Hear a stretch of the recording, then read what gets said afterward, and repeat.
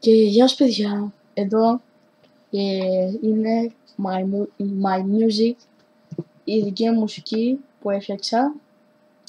Δεν θα τραγουδήσω τώρα, αλλά σύντομα θα τραγουδήσω, σας θυμώσαμε. Αυτό είναι school song, λέγονται βαθμοί και καλά, σχολή βαθμοί.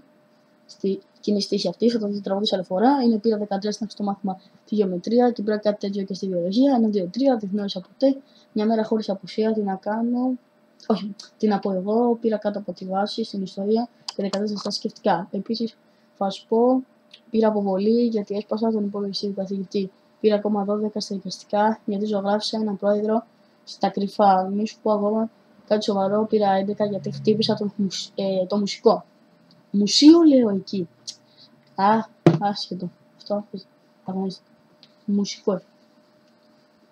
Και κάτι ακόμα, μέσο όρο έβγαλα 13. Να δούμε τι θα βγάλεις εσύ στη γεωμετρία. Και να θυμάσαι μια συμβουλή, διάβασε και εσύ ακόμα τώρα για να είσαι πιο καλός από εμάς. Όπως είπα τώρα.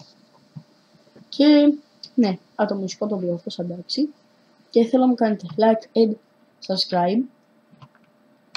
Σωστά. Είμαι θεϊκός εδώ, εντάξει. Αυτό το τραγούδι το έφτιαξα εγώ και Big Gamer.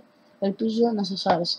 Θα σας ανεβάσω και τα άλλα 2 τραγούδια που έχω ετοιμάσει για εσάς. Ευχαριστώ. Και όπως σας είπα, έχω κάνει ακόμα και με εικόνες το έχω κάνει το βίντεο. Αλλά θα σας το δείξω κάποια άλλη στιγμή. Αυτά από μένα και γεια σας.